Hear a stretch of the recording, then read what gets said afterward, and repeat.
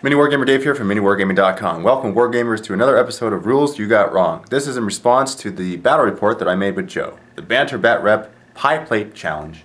These are some of the comments that you have left, and I only have a page, actually, of comments. And the only reason why I have a page and not more pages is because the majority of the comments that were left were kind of like just, commenting on me and Joe. And Joe Ness, the hairy pit stains, and the random crap that comes out of his mouth. And the goodness too, because he's good. Quite good to play against. So this is just a handful of rules for those of you who wish to learn the game better, and for things that we did in the game that might be confusing as to why we did it, and perhaps it wasn't the right way to do it. Because, to be completely honest, I'm surprised we got any gameplay at all out of our battle report that we did. Because there was literally 2 hours of footage before the game started. Because it's me and Joe, and we just like to banter crap constantly. Because that's what friends do, That's what happens. Alright, let's go on to the comments. Malachias CZ. Hey Dave, shouldn't you keep a 1-inch distance between your own units? It's your deployment I am talking about. 40K Rulebook, page 92, under Deploy Forces, says absolutely nothing about this. So when you deploy your forces, or when you actually move your forces even together, it says nothing about 1 inch. It doesn't say that. Under moving and shooting and assaulting and all that, it says you got to stay 1 inch away from an enemy unit. Independent characters, there's the 2-inch rule, where if you end your movement within 2 inches of a squad, it has to be part of the squad. And if it's within 2, you got to declare which one it's a part of. But for actually deploying your forces on the table, it says nothing about 1 inch away from your own units. Nothing on page 92 under Deploy Forces. So if there is some obscure part of the rule book where it mentions that, then please let me know. Leave a comment, let me know. But as far as I know, right now, that doesn't exist. But you asked it in the form of a question because you said, shouldn't you keep a 1-inch distance between your own units? So that was the question. Answer to the question is no, you don't need to. Necroner 772 says, should have put Asterath in a squad, they get to re-roll. And so what you're referring to here is page 45 of the Blood Angel Codex under Liturgies of Blood says, Asterath and the squad he has joined may re-roll failed rolls to hit, and if you're the Death Company, failed rolls to wound also. So if I were to have joined him to a squad, I absolutely could have done this. But I didn't. So that's just a tactical choice. But you're right. Could have done that. Cassius. No cover for the Death Company there. And this is referring to when the 3 walkers that he had shot at me with the missile launchers. I didn't roll for cover saves. I should have. Because it says that it's actually page 21 of the rule book under the cover chart. A crater, if you're in a crater, it counts as 4+ cover.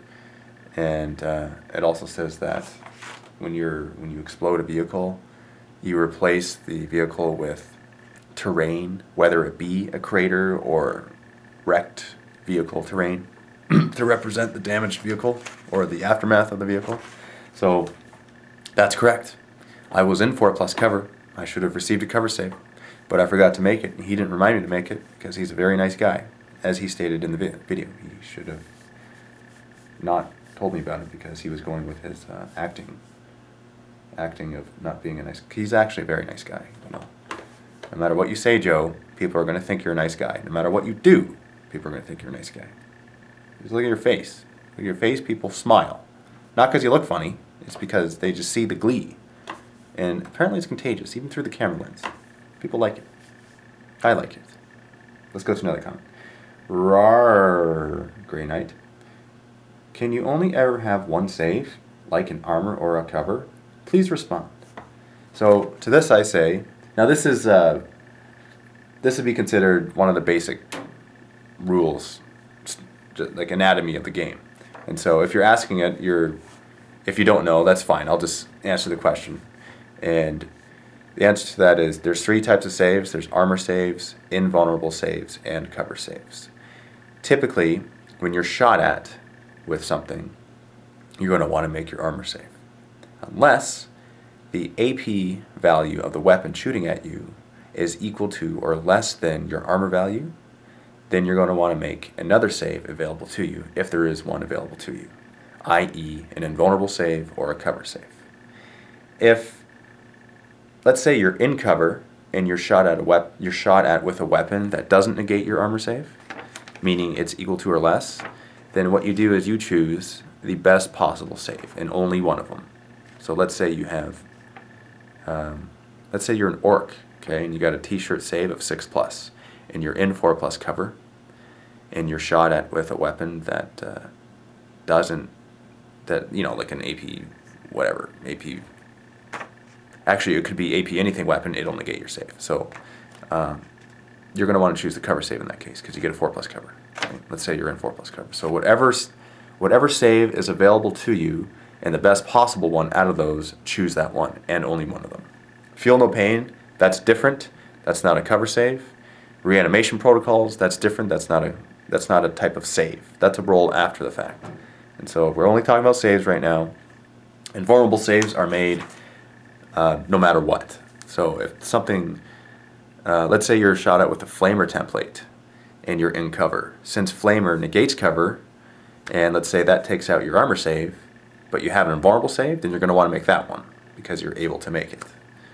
So only one save ever. You can't make like an armor save, a cover save, and an invulnerable save in subsequent order. You can only choose one. So that's how that works, and that's just how the game works. Digilante says, Stormbolter can't fire the turn the drop pod arrives, as it counts as having moved cruising speed. So to this I say, and I think I answered this in another question, in another video, but let's go over it again because it was something that happened in this battle report. Page 95 of the rulebook under Deep Strike, 6th paragraph down, says that it counts as moving at cruising speed. Page 73, and that's a vehicle that arrives via Deep Strike. It counts as moving at cruising speed. Page 73 of the rulebook under Vehicle Moving and Shooting, summary chart says all vehicles except fast and walkers that move at cruising speed cannot fire any weapons.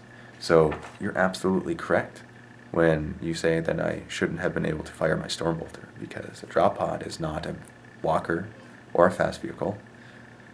It's a vehicle. Transport. So I shouldn't have fired my Stormbolter. I am sorry. You're absolutely correct. One more. Philip says, okay, so when Elder Jet bikes turbo boost, we get a 3+ cover save, not the 4. So it is my understanding that any jet bike, not just Eldar, but any jet bike that you have, or any unit that you have that counts as a jet bike, if it turbo boosts, in the subsequent enemy shooting phase, if something fires at you, you get a 3+ cover save. So, and that's what it says on page 76 of the rulebook under turbo boosters. That's exactly what it says. 3+ cover, not 4+. So these are the rules that we have got wrong in this battle report. And thank you very much for leaving your comments. It gives good reason for us to make these videos afterwards. We don't purposely make mistakes in the battle report so that we can make these videos afterwards, but we do make these videos as a clarification for those who wish to play the game better, and because to the best of our ability we want to be able to do things correctly, even though they're mixed in amongst blackouts and pipe lates. So that's how it works here in the chaotic world. Thank you very much for watching this video. Came out a little bit late. I know that Joe and I, we had a battle report last week, but better late than never, and I'll see you in the next video. Happy wargaming.